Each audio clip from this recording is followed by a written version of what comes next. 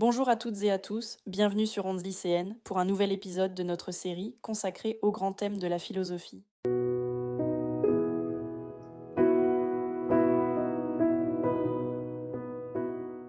Aujourd'hui, je vais vous présenter l'histoire de la notion d'État en philosophie, depuis l'Antiquité jusqu'à aujourd'hui, en montrant pourquoi cette notion est essentielle pour comprendre l'organisation des sociétés.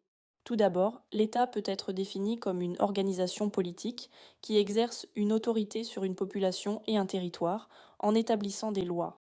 Son rôle est d'assurer la sécurité, l'ordre et la justice.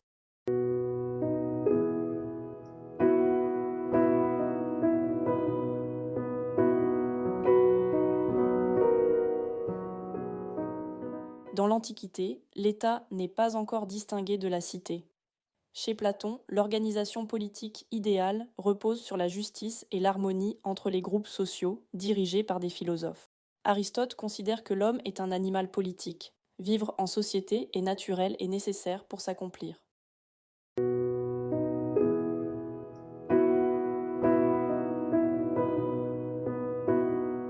Au Moyen Âge, l'État est lié à la religion. Le pouvoir politique est souvent considéré comme venant de Dieu. Cependant, on commence progressivement à distinguer le pouvoir religieux et le pouvoir politique.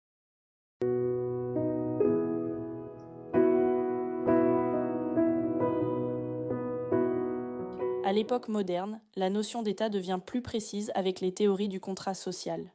Thomas Hobbes affirme que sans État, ce serait la guerre de tous contre tous. Par exemple, dans une situation sans autorité, comme certaines zones en guerre, les individus ne sont plus en sécurité. L'État est donc nécessaire pour garantir la paix.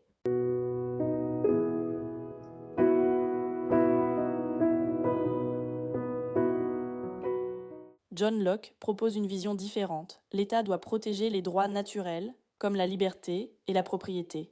Par exemple, un tribunal qui punit un voleur protège le droit de propriété.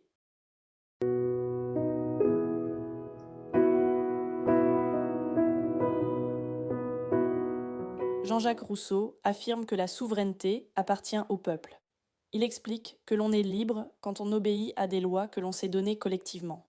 Par exemple, une loi votée démocratiquement peut limiter certaines libertés, mais elle garantit l'égalité et la justice.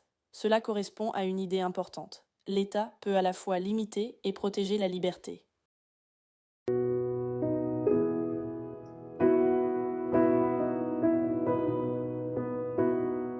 Au XIXe siècle, la réflexion évolue encore. Hegel voit dans l'État une institution qui réalise la liberté dans l'histoire. A l'inverse, Marx considère que l'État est un instrument de domination au service des classes les plus puissantes. Enfin, à l'époque contemporaine, on s'interroge sur les limites de l'État.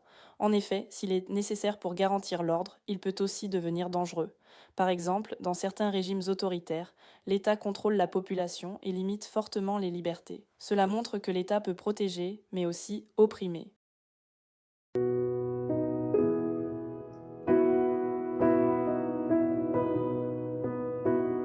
Pour conclure, la notion d'État a évolué d'une communauté naturelle à une institution complexe. Il est indispensable pour organiser la société et garantir la sécurité, mais il doit être encadré pour ne pas devenir une source d'injustice.